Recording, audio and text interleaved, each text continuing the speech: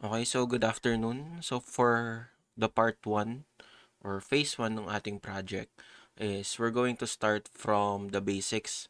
Okay? So ito is from scratch. So ang gamit kong laptop here for your reference is naka Windows 11 ako, and I'm using an i5 8 gen. So ba't ko to sinasabi? Kasi um, there are cases na magkaiba yung OS and hindi na siya nagwo-work, or kapag yung laptop mo is running on lower bits or yung 32-bit system natin, kailangan specific software yung i-install natin. Okay? So, sige. So, to start, we need, ayan, so ito yung current specs natin. So, medyo, ito lang natin mag-load. Yan, medyo broken siya. So, nakikita nyo is 64-bit ako. Yan. So, before we start, so yun lang naman yung basics, no? We need to install Visual Studio. So, from scratch ko to ginagawa since baka magkaroon ng issue sa inyo. So, we're going to install Visual Studio Code para at least sabay tayong nagsa-setup ng environment natin. Okay? So, i-download for Windows lang. So, hintayin lang natin siya mag-download. Verify lang. Yan. Tapos, ah, install lang tayo. So, while nag install yon, we should proceed in installing Git. Okay. So, si Git naman siya yung parang source code ng lahat ng Git. So, si GitHub is running on Git. Okay. So, download lang natin to. Click here to download. Okay. So, install tayo Visual Studio. What we need to do is accept lang. Next. And next lang tayo. Install. Okay, good. Now, we're going to install Git. Next. So, hindi rin natin 'to magagawa sa lab since bawal mag-install doon, no? Or kapag mag-install is matagal pa. Then, marami pang papers na pagdadaanan. So, it's better to try this na lang sa sarili nyong personal laptop, or pwede kayong sa cafe. And dahil we're using Git, no, lahat naman ng changes is masasave. Pwede rin naman to sa lab since we're using Git. Pero every now and then we need to set up every time we code. So, ayan. So, next lang natin tong Git. Wala na kayong gagalawin dyan. Next lang tayo dyan. Yeah. Tapos, Visual Studio Code is installing. Yan. So, next we need to install is Python. Okay, so we're going to install Python, but we're going to install not the latest one. We're going to install 3.10 kasi ito yung supported nung sa machine learning na library na gagamitin natin later. Hindi pa kasi supported yung pinaka latest na Python. So, we're going to downgrade a little bit. So, kapag nagko-code tayo, importante yung versions. Then, kung magbabasa kayo ng documentation, stated naman doon, or you just ask AI basically kung ano yung right version for you. So, dito sa installation, this is very important to add Python 3.10 to path. Okay? So, we're just going to install now with admin privileges. So, yes lang natin yan. Yan, going back. Installing na lahat. So, we could actually launch our VS Code.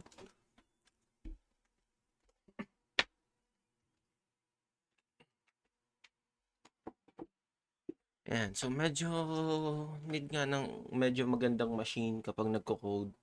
So, right now, sakto lang yung akin. Hindi naman siya, ayan, medyo mabagal as you can see.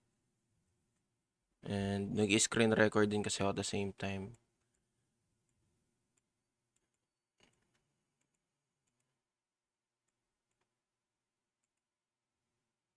Ayan. Naglalag na.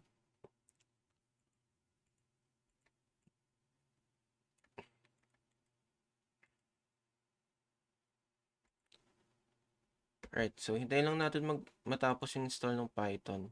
So tapos na rin yung Git, so that's good. So hintayin lang natin matapos yung Python. So ang gagawin natin is we need to create a folder no sa desktop. Pero mas better if sa user kayo gumawa, pero since baka nasa cafe kayo, desktop na lang. So we name this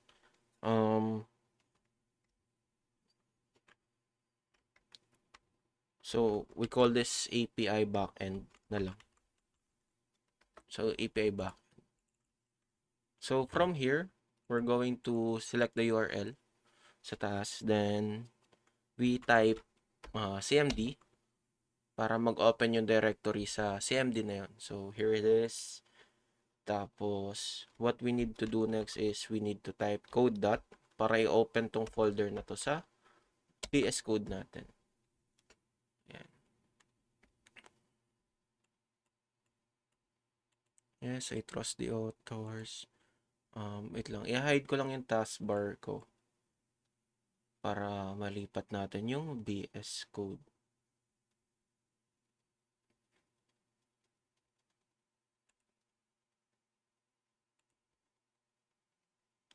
Yan. So, that's good. Now, ito na siya.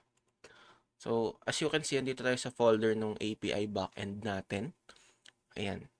So, it's been 6 minutes na, 7 minutes. I hope na post nyo na lang to. And eventually, makuha nyo rin to. Now, your Python is already done. So, to check the version of your Python, we need to check Python dash version, I think. Hindi ako sure. So, Python was not found. So, check natin ulit is yung pagpa-dash. So, hindi pa siya na-found. So, I think I need to restart my device. Okay. So, ayan. Restart lang natin yung device. So, I'll be back.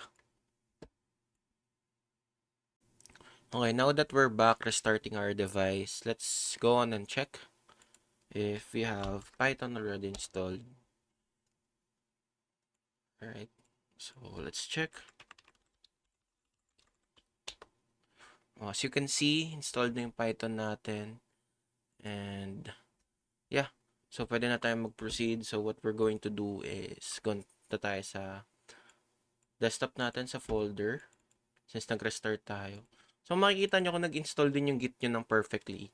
Makikita nyo dito sa show more options, yung open Git GUI here and open Git bash here. So kapag lumabas yun, that's all good. So right now, cmd ulit tayo, then code dot. So after nito is code dot.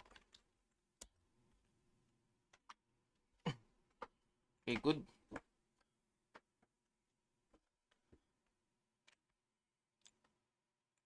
So now we have our folder right here. So we have our Python already installed then. Now, para mas mapabilis yung mga buhay-buhay natin is we're going to open ang ating mahiwagang ChatGPT. No?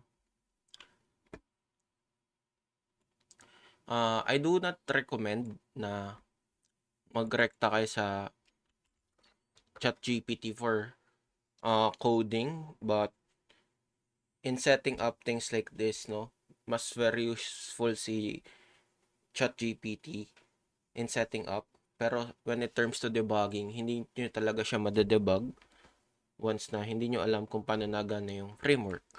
Okay, so we're going to ChatGPT here. Then we're going to, as a prompt, no, parang we're going to use Flask framework to create an Flask framework. So, ito muna tayo for today. So, to create a Flask framework.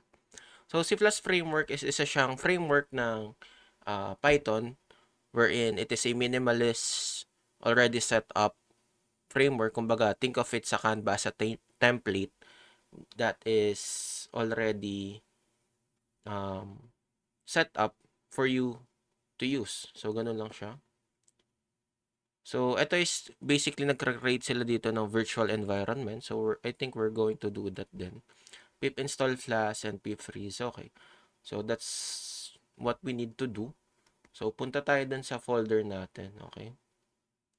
Punta tayo sa API backend. So, it is a best practice to create a virtual environment. So, how do we do that? Okay. So, pupunta lang tayo dito sa directory, as you can see, sa folder natin. And we're going to type python -m vnv, and vnv stands for virtual environment. Then after nyan is yung pangalan ng folder. So it is a standard na ang pangalan ng folder is vnv din or .vnv. Okay? Pag naka.env kasi, ibig sabihin may hidden siya. Hindi siya makikita no file explorer. And hindi rin siya mapupush sa GitHub. Pero we could do it manually sa GitHub din later. Okay? So as you can see, pagka-enter ko, nagkaroon na ng folder doon and actually creating a virtual environment. So what will virtual environment do is, para hindi maapektuhan yung pinaka-other projects mo, is gumawa siya ng sariling environment niya wherein lahat ng ipipip install or install natin will run to that virtual environment and will not affect other projects. So very standard thing to do when coding is you create a virtual environment para hindi maapektuhan yung ibang projects, since especially if you're using a single computer to code, no? So ayan, kapag lumabas na ulit to, ibig sabihin we're good to go. And after that, we could actually exit all of this and pwede tayong pumunta dito sa view ng Visual Studio Code then terminal. And after this, pwede tayong select ng command prompt dito. Yan. So, I have running this command prompt here. Same lang sa command prompt na index ko. Right now, integrated lang sa Visual Studio Code for better efficiency. Now, pupunta tayo sa virtual environment na ginawa natin. So, VNV. Tapos, backslash, scripts, backslash, tapos activate. If you're using Mac, no, this will be a different scenario for you. So, kapag Mac, ito yung gagamitin mo yung source, no? Okay, now that we're done, we're going to install pip install Flask. Okay? So, ayan, nag-install na siya ng Flask. Ayan. So, nakita nyo here, sa lower right ng screen, nag-install siya ng Flask. Okay, so what I did is just copy-pasted pip install Flask, or pwede mo na siyang i-type. So, now na tapos na siya sa ating API backend, we could create a file. Pangalan natin siyang app.py, sorry. Ayan, app.py. Ayan. So, we're just going head on, copy and paste this. And then, we could try running our app, no? So, as you can see, di siya gumana since I have not actually save my settings here. So, I forgot, no, sa VS Code, kailangan natin mag-save ng settings. So, magsa-sign in tayo sa GitHub para ma-sync yung mga savings or settings na ginawa ko sa other computers. So, sign in to GitHub lang tayo. Okay. So, sign in. And then may authentication. Let me just get my phone.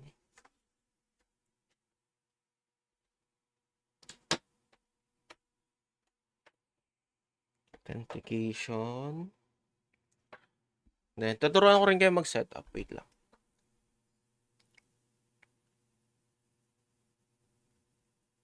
GitHub. So, we have... Ayan, hintayin lang natin mag-refresh yung code. 036606.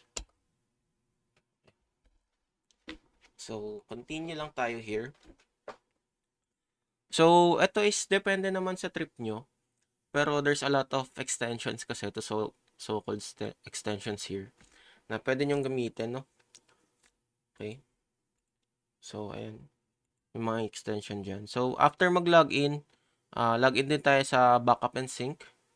Sign in tayo using GitHub.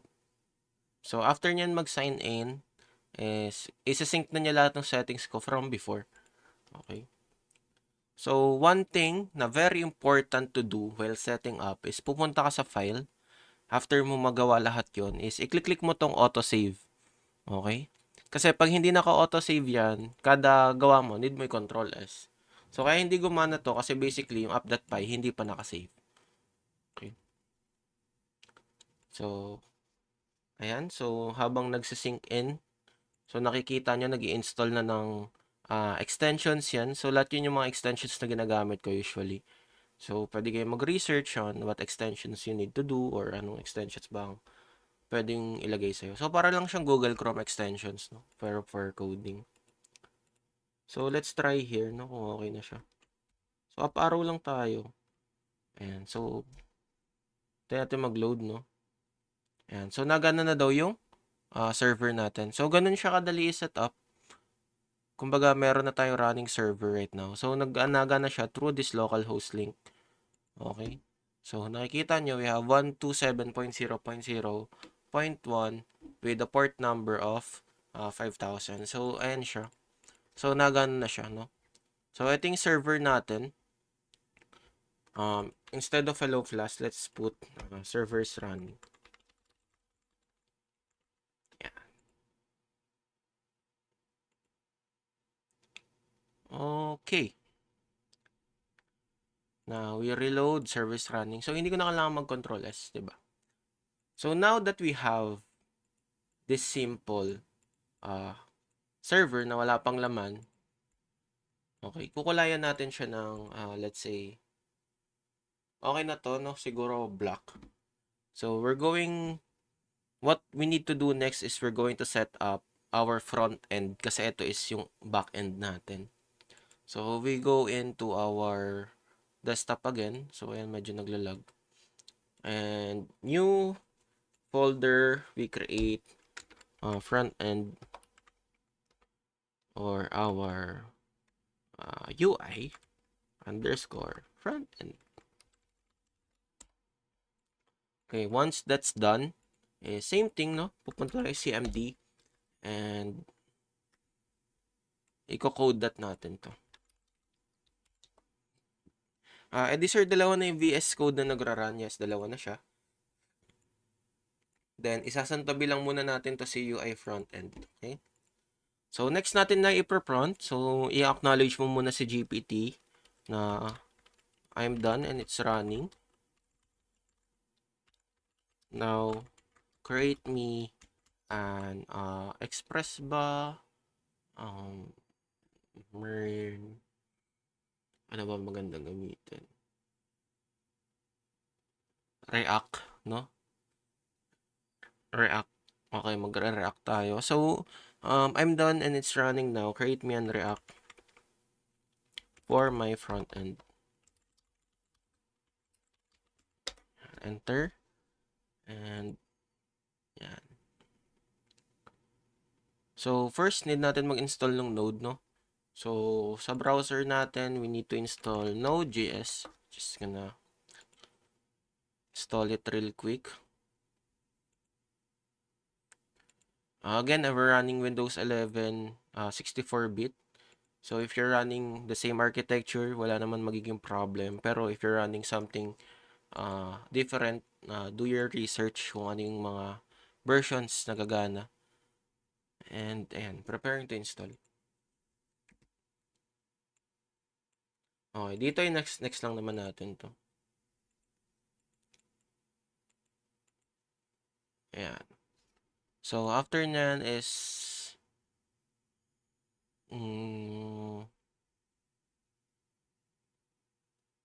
ayan. So, kaka-copy-paste lang natin to.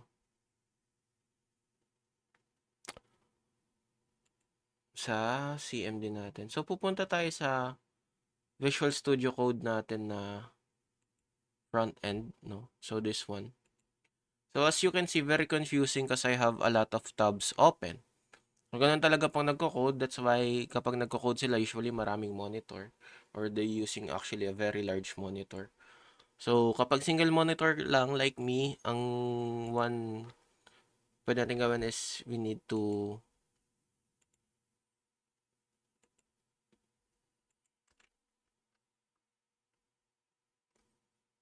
okay, so wait lang. Hintayin lang natin mag-load lahat.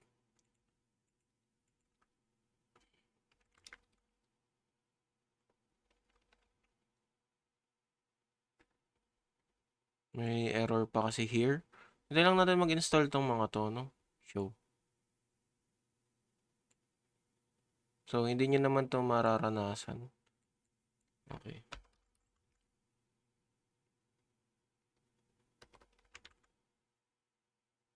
So, meron akong extension na ginagamit called Peacock, gawa ni John Papa, no? So, ito is malupit. So, para lang magamit mo to is basically, pupunta ka lang ata sa F1. Click mo lang F1, then type Peacock. So, ito is gagawin natin green. Yan. Para at least magkaiba na siya. So, if we go in side by side, no? Or, ayan, hindi na siya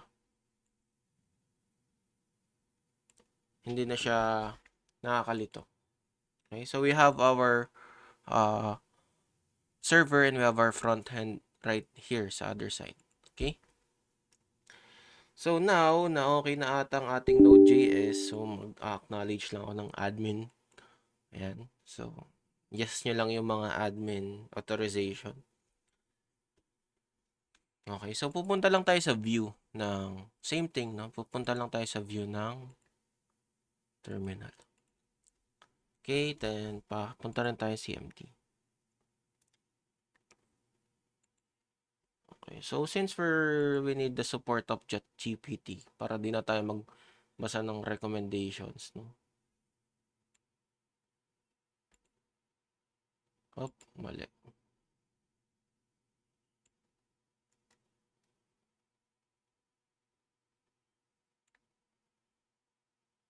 Ayan.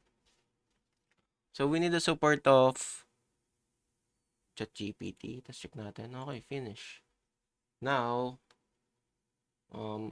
pwede tayong mag-create. So, kung nag-install siya ng successfully, walang error tayo mararanasan dito sa code na ika-copy paste natin, no? So, NPX is not recognize an internal external device. So, pwede tayong mag-check ng version.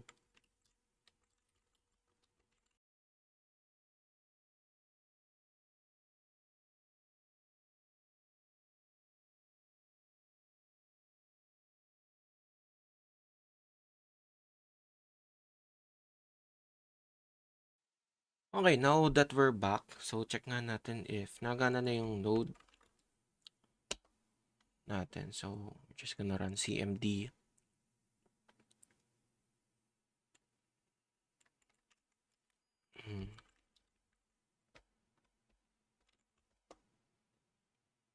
Ayan, moment of truth.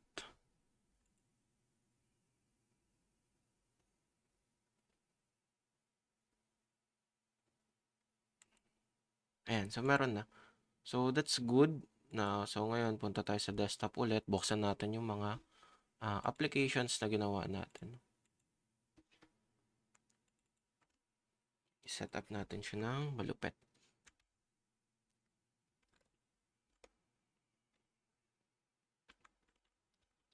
So, cmd code lang tayo. There. Fix this. Punta tayo sa front end.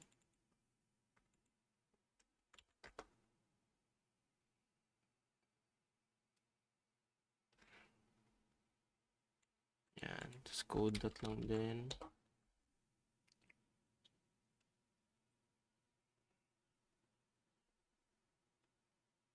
Okay, nice. Tapos, we're going to open yung Google Chrome natin.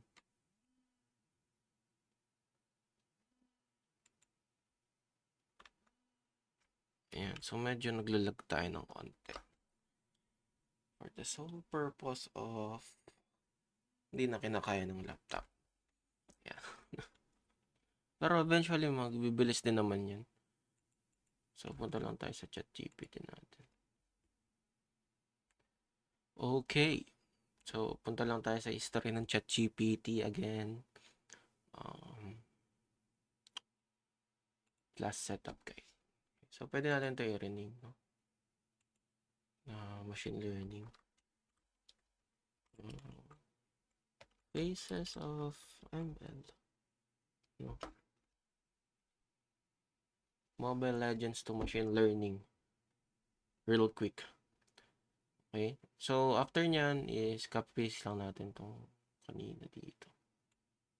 Yan. Dito sa CMD nung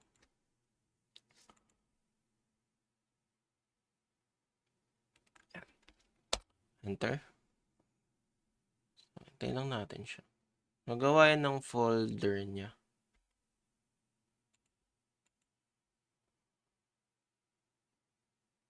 Yan. So, nagawa siyang folder. Y, proceed. Na naka-install din yung framework na React. So, React is a framework for JavaScript. Good for handling front-end, no? So, mas better si Angular, pero that's more advanced. Pero for basic application, React will do.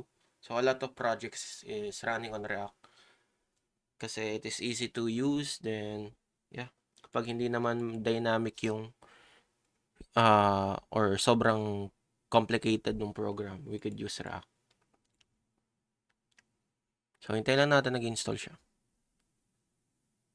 Okay. So, dito, dahil nag-restart tayo, is sa ating backend, no, sa ilalim, is gagawa din tayo dito ng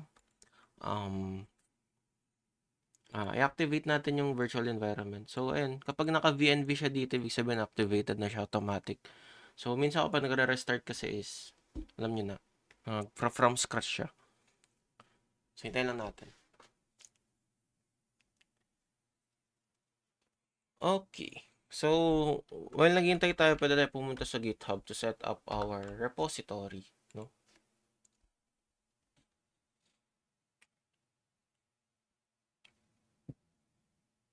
So, sa repository natin, click lang tayo new. So, dapat may GitHub account kayo, no? So, repository name is, gawin lang natin yung same, no? API backend. Pero ito, ilalagyan ko rin ito ng demo. For the sake of demo lang kasi ito. So, private ko lang siya and yeah, create repository. Okay, so meron na tayong repo. Okay, so next, create din tayo another repo for our front end. Okay, I know very knowledge overwhelmed to, pero kaya siya naka-video type is para, alam nyo yun, ma-rewind nyo and mapanood nyo kung kailan nagana yung utak nyo. Ayan. So, dito naman, we gonna type UI front end. And, lagyan lang natin ng demo para ma-delete ko siya later since itong GitHub ko is medyo ginagamit ko for personal use, no? Ayan. So, we have 2 repositories ready. So, habang nag-install pa rin si React, no? Let me go on and install or push natin itong API backend sa ating repository para ma-save siya. Okay, ano ba ginagawa ng GitHub? So, para siyang Google Drive for coding. Okay? Kasi sa Google Drive, hindi mo pwede ma-save yung structure ng code or yung data structure. Kumbaga yung file lang. So, dito sa GitHub, nasa-save din yung structure. And GitHub yung integration niya for different hosting and domains is very efficient. So, ito rin talaga yung gamit ng lahat talaga. Yan. So, meron din naman tayong mga Bitbucket, so things like that for other GitHub similar things, no? Pero GitHub is the top one na well used, no? So, ngayon is pupunta lang tayo mag-add tayo dito sa baba ng another SLI. So, ang add natin pala is, click natin yung down button and we create git bash, no? Itong git bash. Ayan. So, kapag first time mong gumamit ng Git Bash sa isang device, kailangan mo siyang i-utilize. Okay, so paano ba natin i-utilize yan? So, hintayin natin mag-load, no? So, i-utilize natin yan by logging in. So, hindi ko kabisado yung code, pero meron dito si Codemy. Codemy Git Initialize. Ayan. For version control. So, nag-install lang yan. So, ito si, yung kalbong nag-tutorial. So, ito, magaling to mag-code. So, basically, we just need to copy-paste this and replace, no, your name sa name mo, of course. Okay, so I think Tristan will do. So, hit enter. Next, your next thing is, kailangan yung email address dito is yung same na email address na ginamit mo sa GitHub mo. So, I'm gonna type my personal email address. Okay. So, after that, and copy-paste lang natin tong last one. Okay, default matchmaking. And last one. Oh, nawala yung T. So, paste lang natin to ulit. No? Nawala yung T. Yan. And pwede na tayo mag git initialize. So, pwede na tayo dito mag git initialize. And I don't know, kapag nagkaroon ng master is okay na yan. Pero I don't know kung magkakos ng error yung nawala yung T dito. Pero usually kasi yung mga simple things like that is nagkakos ng error, no? So, sa git add natin, pwede na tayo mag git add dito sa baba ng, ito-type lang natin is git add, pero space dot, ibig sabihin add natin lahat nung meron tayo ngayon. Right? So, kung napansin nyo, naging green na yung dalawang file dito. Okay, so nag-git add na natin siya. Then, we're going to just commit. Okay, so first commit is the message, no? Pwede man natin siyang palitan. And, git branch. So, to create a branch, kasi wala pa tayong branch. Kasi first time nga. And, git remote at origin. So, copy mo to and ipipaste. Dapat dyan, walang kulang, walang lahat. Okay? So, git push after nyan, origin me.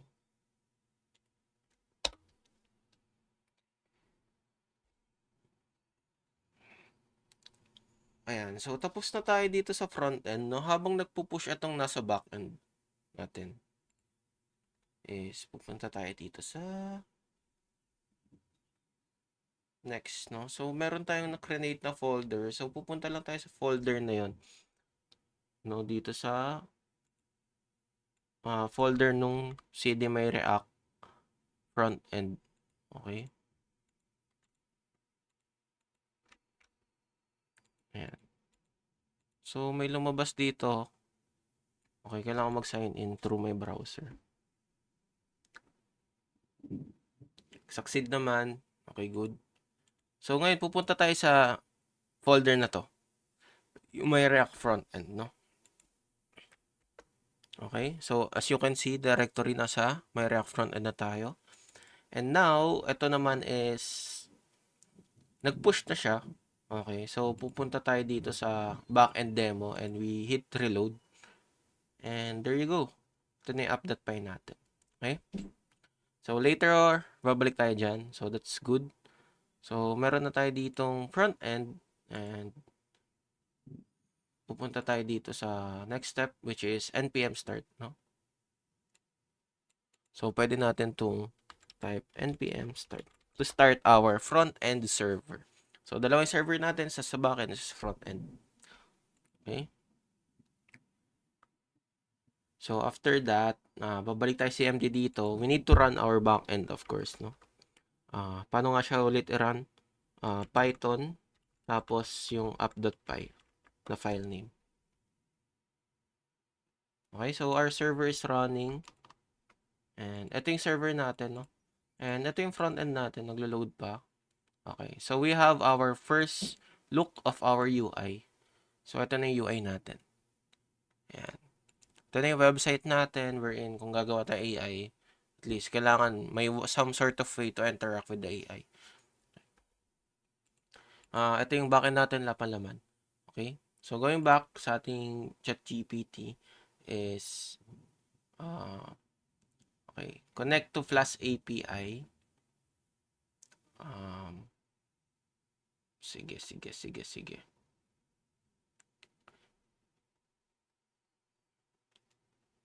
So, kailangan natin mag-install ng course later on. So, install na natin ngayon. No? Baka makalimutan ko pa. So, to cancel the server, control C lang. And install lang natin yung course. So, habang nag-i-install yan,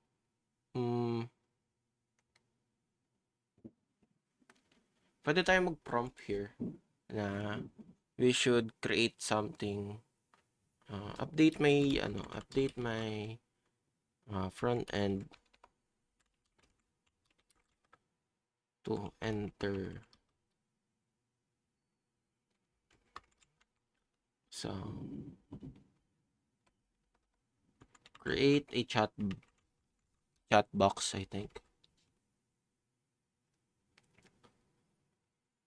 and update its CSS as well.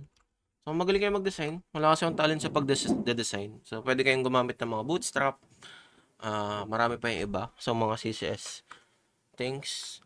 Sa backend naman, also update my backend if hi is input by the front end, return hello.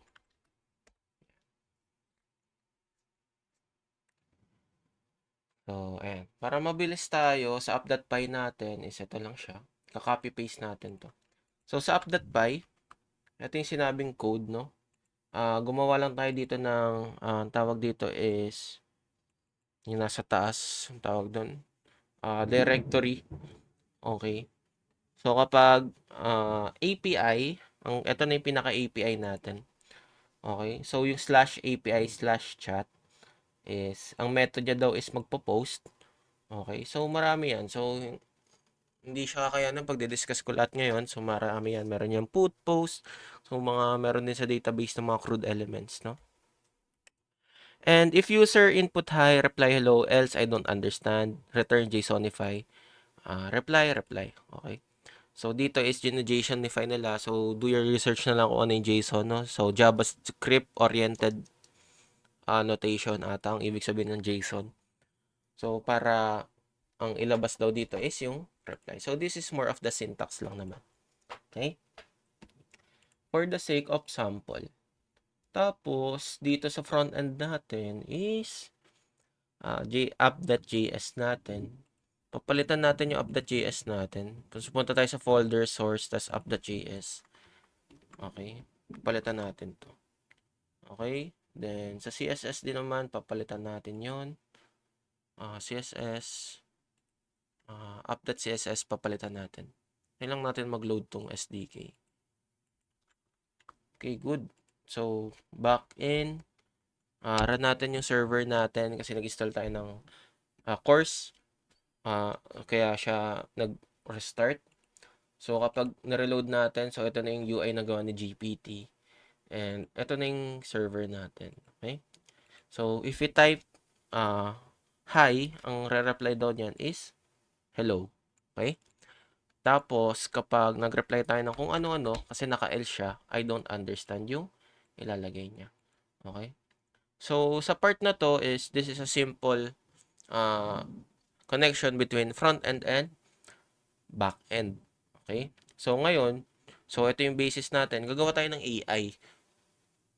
Okay? Kasi ang ngayon is naka-if-else statement lang tayo.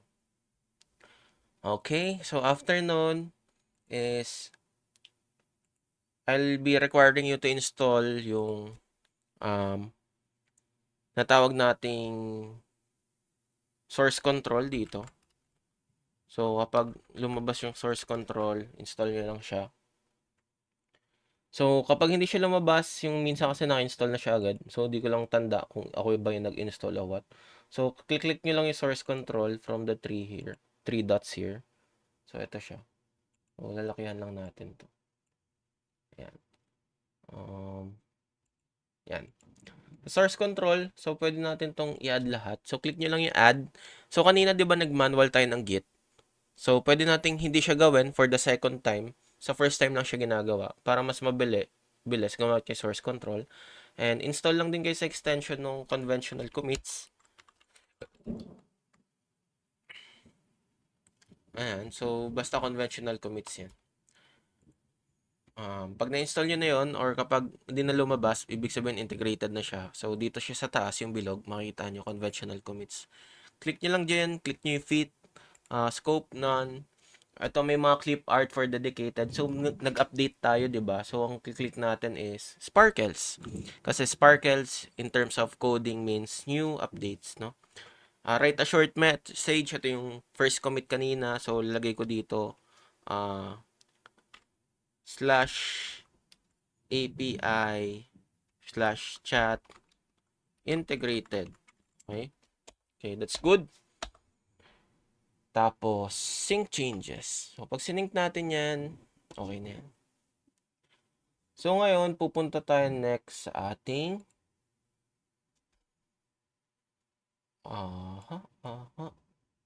So, pag naano na yan, pagpunta kayo dito sa repository nyo, naka-update na yan. Ayan. Slash API slash integrated sparkles. Okay?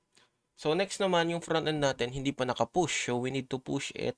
So, since nag-initialize na tayo kanina ng account, so dito is much more easy, no? So, copy-paste lang natin to. Hindi na natin kailangan yung kalbo. So, git init lang natin. And after yan, git add, dot, same process, git commit, okay. Git commit, git branch. Make sure to copy all the link. And push. Okay. So, ang purpose naman kasi ng GitHub is, pwede mo na siyang i-install or i-clone gamit git bash. Okay? Gamit git bash. So, kunyari, ito is i-clone natin sa different PC. Punta lang sa code, kakopy nyo lang to. Tapos, pwede na kayong pumunta sa any folder that you want. Gagawa tayo ng folder, for example, dito. Okay, kunyari, bagong PC to, no? Tapos may bago kayong code na need gamitin. So, ito lang siya. Okay, mag-renew ka lang dito. Tapos, show more options, git bash here. And, mag-open si git bash. So, SLI din siya. Tapos, paste nyo lang to. Actually, git clone. Tapos, paste yung link. Op. Nawala yung link natin.